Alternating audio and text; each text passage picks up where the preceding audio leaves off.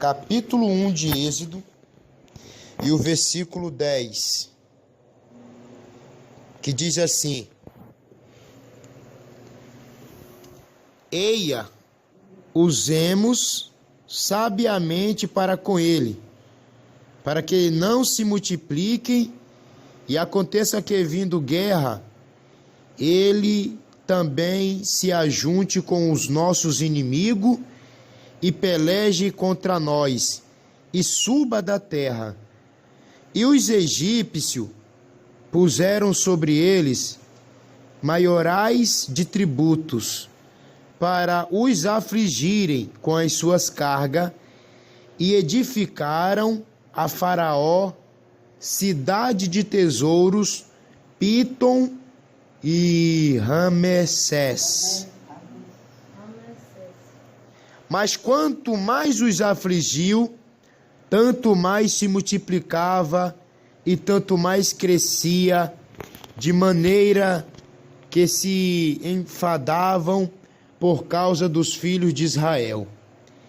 E os egípcios faziam servir os filhos de Israel com dureza, e assim lhe fizeram amarga a vida com dura servidão, em barro e em tijolo, e com todo o trabalho no campo. O seu serviço em que os serviam com dureza. O rei do Egito falou às parteiras das hebreias, das quais o nome de uma era Cifra e o nome da outra era Pua. E disse: quando ajuntardes no parto as hebreias e as virdes sobre os assentos, se for filho, matai-o, mas se for filha, então viva. Amém? Amém.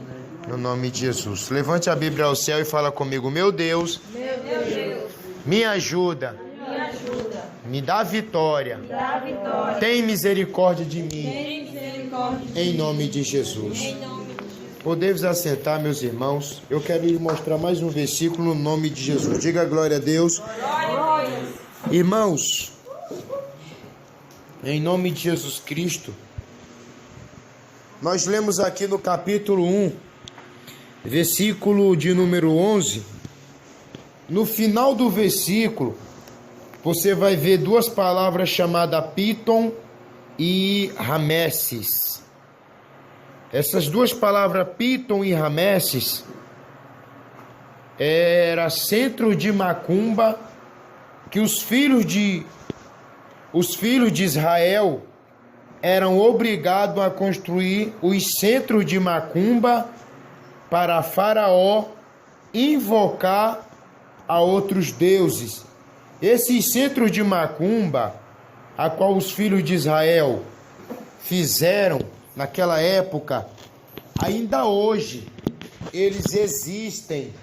Esses centros de macumba são as pirâmides a qual os filhos de Israel trabalhavam forçadamente naquela época. Pois veja bem, irmãos e irmãs, a Bíblia diz que Deus, ele faz uma promessa a Abrão, dizendo-lhe: Abrão, sai da sua parentela e vai para a terra que eu te mostrarei. E farei de ti uma grande nação, e abençoarei aqueles que te abençoarem. Também amaldiçoarei aqueles que te amaldiçoarem. E Abraão, por sua vez, obedecendo à voz de Deus, saiu em obediência à voz do Criador. E Abraão andou por várias cidades sem direções, porque ele estava procurando a cidade a qual Deus ia mostrar a ele. E Abraão teve vários filhos. Um dos primeiros filhos de Abraão foi Ismael. E o segundo filho de Abraão foi Isaque. E depois Abraão teve outros filhos com uma mulher chamada Quetura, no livro de Gênesis capítulo 25. Por sua vez, Isaque, ele teve dois filhos gêmeos, chamados Jacó e Esaú. Jacó, por sua vez, ele teve 12 filhos e uma filha, chamada Dina. E os 12 filhos de Jacó foram as 12 tribos de Israel. E nós sabemos que ali, um dos filhos de Jacó se chamava José e Benjamim. E José e Benjamim eram os filhos mais queridos que Jacó tinha, porque eram os filhos mais obedientes, a qual lhe obedecia a sua palavra.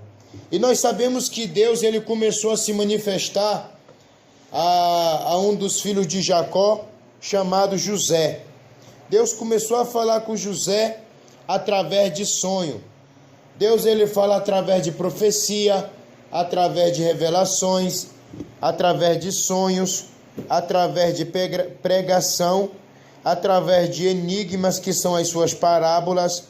E Deus fala com o homem e Deus fala com a mulher. E nós sabemos que quando José entregou os sonhos a qual Deus tinha falado com ele, os 11 feixes de madeira, o sol e a lua, sabemos que os irmãos de José ficou com inveja de José. E a Bíblia diz que José ele foi vendido para o Egito, por uma caravana ismaelita. E nós sabemos que tudo que José tocava era abençoado. Quem sabe um dia nós falamos aqui da vida de José. Mas nós sabemos que quando José estava no Egito, sabemos que Deus ele falou com o faraó através de 2 sonhos. 7 vacas gordas e 7 espigas de milho sem grão. E depois Deus falou com 7 vacas magras e 7 espigas de milho com grão. E cada sonho tinha uma interpretação. E a interpretação era que representava 7 anos de abundância e também 7 anos de miséria. E José, quando se completou 2 anos, ainda restava 5 anos de fome em Canaã, José mandou chamar toda a sua família de Canaã para entrar no Egito para não perecer de fome. Quando a família de José entrou no Egito, a Bíblia diz que veio ao todo 70 pessoas ou 72 pessoas de Canaã para o Egito. A Bíblia diz que os anos se passaram e a Bíblia diz que a descendência de Abraão estava dentro do Egito, uma terra estranha, uma terra de pessoas pagãs, uma terra de pessoas onde não adoravam a Deus Jeová. E nós sabemos que ali Deus ele vem completizando a sua palavra. Deus ele vem, no nome de Jesus Cristo. No nome de Jesus Cristo, Deus ele vem, realizando aquilo que ele havia falado, que Deus ia multiplicar a descendência de Abraão. A Bíblia diz, meus irmãos, que José morreu. Primeiro morreu Jacó, é óbvio. E depois morreu José. E depois, morreu Faraó. E se levantou outro faraó que não conhecia José. E aquele faraó, ele era muito mau. E ele trabalhou com uma astúcia e artimanha para afligir o povo de Deus. Aquele faraó viu que o povo de Deus se multiplicava muito rápido na face da terra lá no Egito. Aquele faraó viu que as hebreias davam à luz e os meninos nasciam com saúde. Por quê? Porque Deus abençoava as hebreias. E a Bíblia Sagrada relata e revela que Faraó fez um decreto. Qual foi o decreto de Faraó? Mandar matar todos os meninos homens e deixar somente as varoas. Por quê? Porque as varoas não iam para a guerra. As varoas não iam à peleja. somente os homens. Então Faraó ficou com medo do povo de Israel se reunir com os inimigos e roubar o Egito. E nisso o Faraó obrigou os filhos de Israel a trabalhar forçadamente, afligia com muita tribulação, construindo tijolo e construindo as pirâmides. E nessa, a Bíblia diz que existia uma mulher, e aquela mulher ela era da tribo de Levi. E a Bíblia diz que existia também um homem da tribo de Levi. E a Bíblia diz que ambos se casaram e tiveram filhos. E um dos seus primeiros filhos foram Arão. E o segundo filho foi uma mulher chamada Miriam.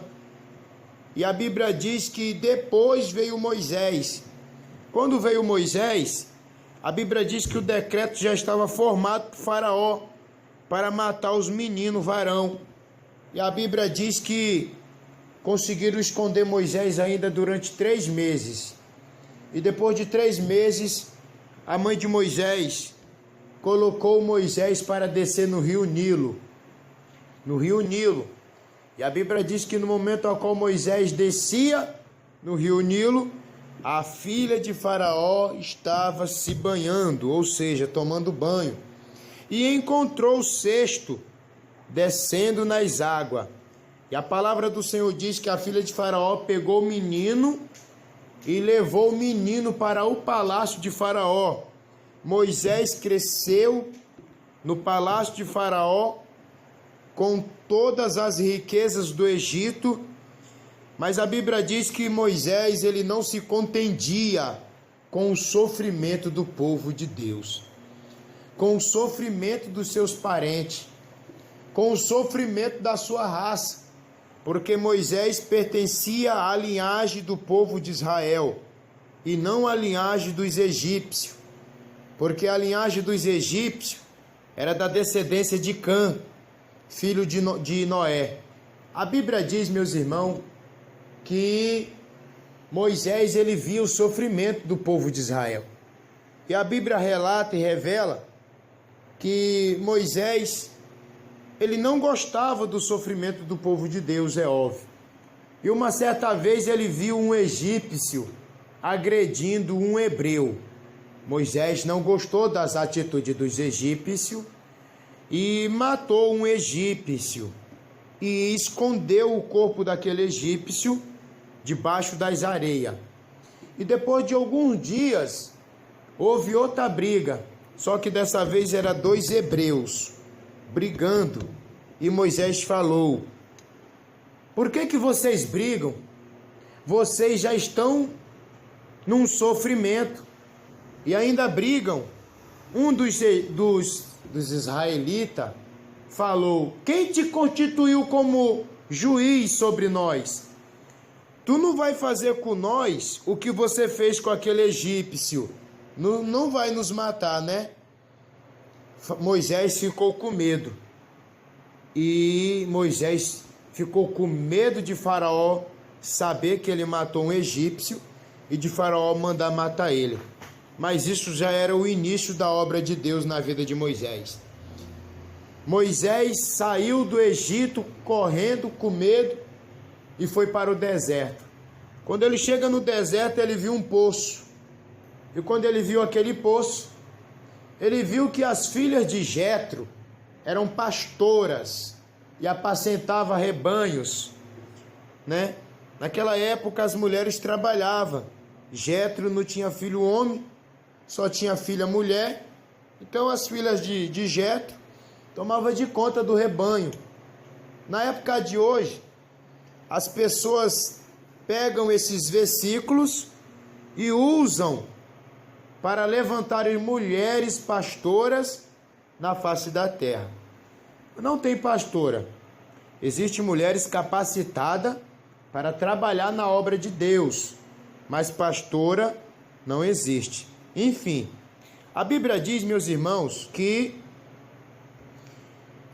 quando as filhas de Jetro estavam tirando água para dar de beber ao rebanho, eu imagino como que não era, né? De rebanho, dar de beber aquele rebanho. A Bíblia diz que veio uns homens para tentar agredir aquelas mulheres e tomar a água do poço. Moisés se meteu no meio daquela briga e protegeu as mulheres. Moisés ajudou as mulheres a dar água a todo o rebanho. As mulheres chegaram mais cedo em casa e Jétro perguntou: minhas filhas, por que chegaram mais cedo em casa? E elas falaram: ah, pai, nós encontramos um homem que nos ajudou a dar de beber o rebanho. E Jétro disse: mas por que não trouxe esse homem à nossa casa para comer pão e beber água? Uma das filhas de Jétro foi procurar Moisés. Quando Jétro viu Moisés, Jétro, o nome dele era Jétro, nome estranho, né? Mas era o nome do homem. Jétro percebeu que Moisés era um homem abençoado, que Moisés era um homem cheio da virtude e cheio do Espírito Santo. Logo, logo Jétro deixou Moisés casar com uma de suas filhas. É óbvio. Qual é o pai que vê um homem abençoado e não vai querer que a sua filha se case com um homem abençoado, né? Nenhum pai gostaria de dar uma filha para se casar com um vagabundo, desculpe a expressão, mas não é verdade? Porque sabendo disso, os filhos vão perecer, não vai ter de comer, né? Mas a atitude de Jétro foi boa. Moisés se casou com uma das suas filhas. Quando Moisés se casou com uma das filhas de Jétro, Moisés começou a tomar de conta do rebanho. Moisés já tinha fugido da família, do Egito, e agora já tinha casado e estava tomando de conta do rebanho de Jétro. Pois a palavra de Deus diz que quando Moisés foi para o deserto levar o rebanho, a Bíblia diz que Moisés olhou para o céu e viu o céu se abrir. Quando o céu se abriu, desceu uma bola de fogo do céu. E a Bíblia diz que aquela bola de fogo pegava numa sarça. Uma sarça era um tipo de planta. E o fogo pegava na sarça, mas a sarça não se consumia. E Moisés viu que fogo era aquele que não se apagava e caiu do céu. Moisés abandonou o rebanho e correu para ver o fogo.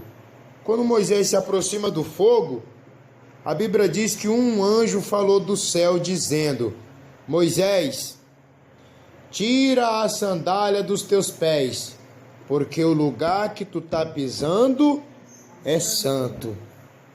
E a Bíblia diz que dali por diante o Senhor começou a falar com Moisés: Moisés, eu vou te enviar para tu resgatar o meu povo do Egito. E Moisés disse: longe de mim tal coisa, porque como eu irei enfrentar Faraó? Como eu vou chegar no Egito e falar para Faraó libertar teu povo? Faraó é o rei do Egito e controla um grande exército. Aí eu vou lá falar para ele liberar o teu povo, ele vai me matar.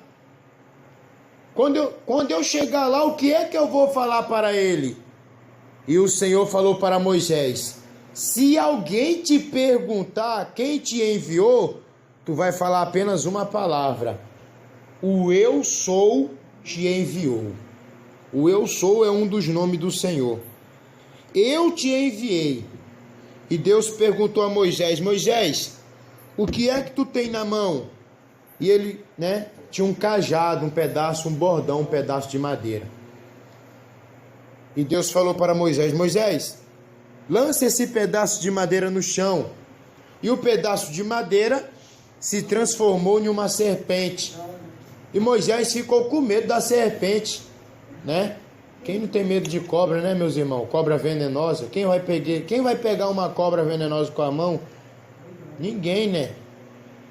Deus falou, Moisés, pega a cobra pela cauda. Em outras palavras, pelo rabo. Pela cauda. Quando Moisés pegou pela cauda, a cobra se transformou de novo no bordão. Moisés, coloca a tua mão no teu peito. E o peito de Moisés ficou leproso. E Deus falou, Moisés, coloca de novo a mão no peito. E o peito de Moisés voltou ao normal. Agora tu vai. Quando tu chegar lá, você vai fazer esses sinais. E eles vão saber que eu estou contigo.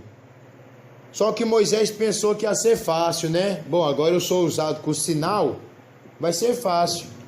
É um dos erros do cristão, muitas das vezes. Bom, eu sou usado com o sinal. Eu oro, eu peço para Jesus fazer e acontece. Eu oro, o demônio cai. Eu oro, as pessoas é curado. É usado com o sinal, presta atenção. É usado com o sinal. E muitas das vezes a gente pensa que não vai encontrar dificuldade nessa caminhada, né? Moisés pensou que não ia encontrar dificuldade. Quando Moisés entrou no Egito, ele falou, Faraó, o Senhor me mandou vir aqui resgatar o povo das tuas mãos, para tu liberar este povo. Aí Moisés jogou o cajado no chão, o cajado se transformou na serpente. Faraó mandou chamar os macumbeiros, os feiticeiros. O nome daqueles macumbeiros, diz a Bíblia Sagrada, que era Janes e Jambre. Isso nós vemos no livro de 2 Timóteo, capítulo 3, e o versículo 8. Que Janes e Jambre resistiam à verdade, resistiram a Moisés. Tudo que Moisés fazia, os macumbeiros também faziam. Só que os sinais que Moisés fazia era da parte do Senhor. E os sinais que os macumbeiros faziam era da parte de Satanás. Por aí você vê que os falsos profetas, que representam os macumbeiros, também são usados com sinais e prodígios para enganar. A Bíblia diz, meus irmãos, que tudo que Moisés fazia, os falsos profetas também faziam, os macumbeiros. A Bíblia diz que Moisés entregou 10 revelações para Faraó. Que as águas iam se transformar em sangue, que Deus ia mandar a praga de rãs, que Deus ia mandar a praga de piolhos, que Deus ia mandar praga de moscas, que Deus ia mandar peste nos rebanhos, e que Deus ia mandar úlceras malignas, e que Deus ia mandar saraiva de fogo, e que Deus também ia mandar cafanhotos no meio das rochas. E a 9ª praga que Deus ia mandar trevas, e a 10ª praga que Deus ia mandar morte dos primogênitos. Moisés falou, olha, se tu não liberar o povo, Deus vai mandar as pragas. Toda vez que Moisés era usado com um sinal, Faraó chamava os macumbeiros, e os macumbeiros também faziam os sinais que Moisés fazia, mas teve uma hora que eles não resistiam ao poder que Moisés trazia. Haverá um momento que os macumbeiros não vão resistir à unção que nós temos de Deus. A Bíblia diz, meus irmãos, que depois que se completou essas 10 pragas, que são a praga dos sangue, as águas se transformarem em sangue, a praga de rãs, a praga de piolhos, a praga de mosca, as pestes nos rebanhos, as úlceras malignas, né? Que coisa terrível, é úlcera, né? Só quem teve é que sabe o que é. Eu já tive úlcera maligna dentro do estômago e é uma coisa terrível. Uma úlcera é o estômago da pessoa furar e você se alimentar e o alimento sair pela úlcera. A úlcera é um buraco que surge dentro do estômago. A úlcera, ela é causada muitas das vezes por a pessoa não se alimentar direito, ou por ela usar tóxico, ou por ela usar bebidas alcoólicas, porque a bebida alcoólica, além dela conter uma substância química de álcool, ela também contém substâncias químicas de ácido, aí ela bebe aquela substância química, aí o estômago já tem o ácido que digere a comida, aí bebe ácido, com mais ácido, aí vai roendo o estômago, aí causa úlcera no estômago da pessoa. Mas tem um tratamento, né? Mas enfim, é uma praga que Deus mandou. A Bíblia diz que a 7ª praga foi a saraiva, que foi uma bola de fogo que caiu do céu. E a 8ª praga foi os gafanhotos, né? Mas essas pragas, quando caiu no Egito, só prejudicavam os egípcios. O povo de Israel não era afetado. O povo de Israel não era danificado. O povo de Israel não sofria danos com as pragas que Deus mandava. Somente o povo do Egito. E os gafanhotos, quando Deus mandou aquela praga de gafanhoto, irmão, a praga de gafanhoto saía lambendo tudo. As plantações de arroz, de milho, de feijão, de tudo. Ia lambendo tudo, ia roendo, não ficava nada, só ficava aquele campo, aquele deserto. E a 9ª praga foi as trevas. Tudo ficou em trevas. E a 10ª foi a morte dos primogênitos. A Bíblia diz que na volta de Cristo, na tribulação, haverá algumas pragas dessa na terra ainda. Vai haver umas pragas dessa. Agora você imagina a praga de sangue, né? Você procurar água para beber, água para cozinhar e não encontrar. Pode cavar poço, pode cavar 10 poços, quando chegar lá vai encontrar sangue. Que coisa terrível. E só o cheiro é terrível, né? Que coisa terrível. As pessoas duvidam do poder de Deus. Eu não duvido. Eu sei do que Deus ele é capaz de fazer. Deus ele é onipotente, onisciente e onipresente. Mas enfim, meus irmãos, a palavra de Deus, ela nunca volta vazia, né? A Bíblia diz que Moisés, ele era como se fosse um obreiro aprovado. Ele era um homem de Deus. Moisés, ele conseguiu fazer o objetivo a qual Deus mandou, que foi resgatar o povo de Israel. Irmãos, mais uma vez Deus está tocando na mesma tecla. Deus ele quer te usar aqui nesse lugar para resgatar o povo do Egito. Quem é Faraó? Faraó representa Satanás, que aprisiona as pessoas com vícios malignos e todo tipo de pecado. Porque a intenção do diabo é aprisionar o homem e a mulher no pecado para não alcançar as promessas, as bênçãos e a salvação. E Deus quer te usar como Moisés para resgatar as pessoas do Egito. As pessoas que estão lá no mundo estão no Egito. Nós estamos no Egito também, mas nós somos um povo diferente. Nós somos um povo que traz a luz do Espírito Santo. Nós somos um exemplo de vida na face da terra. As pessoas têm que olhar para você e falar: olha, eu quero viver igual o irmão, eu quero viver igual a irmã. A irmã é uma mulher de Deus, o irmão é um homem de Deus, o irmão tem Deus na vida dele. Eu quero ser igual ao irmão. Mas nós temos que ter o Espírito Santo de Deus na nossa vida. Às vezes eu estou aqui, né? Pregamos a palavra de Deus, mas o irmão Abraão fora da igreja, ele é brincalhão, né? Tem momento para tudo. Amém? Amém? Mas brincadeira, meus irmãos, é aquele tipo de brincadeira que não vai ofender o teu irmão. que não vai machucar o teu irmão. Brincadeiras fora do normal, né? O cristão, ele brinca, porque o cristão não vai andar, né, com cara de delegado, amém? Amém. Mas é brincadeiras saudáveis, é brincadeira que não vai machucar nem o teu próximo e nem muito menos o Espírito Santo.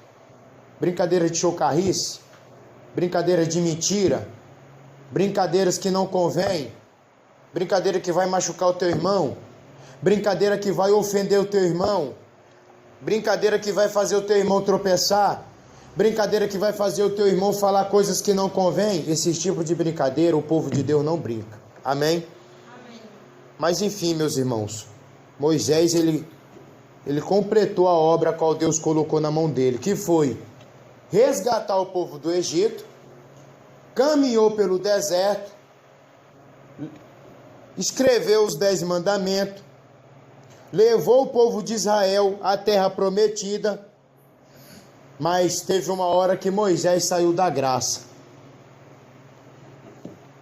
Moisés não era para agredir a rocha, e Moisés agrediu a rocha, e a rocha representa Deus. O povo de Israel oprimia Moisés. Moisés, queremos carne. Moisés, queremos água. Aonde que nós vamos beber água nesse deserto? Aonde que nós vamos encontrar alimento para alimentar este povo? Moisés, por que tu nos tirou do Egito? Aí Moisés falou, já se esqueceram do chicote de Faraó, né? Se esqueceram da oprimição, né? Se esqueceram do sofrimento quando estava lá e vocês choravam, trabalhando forçado.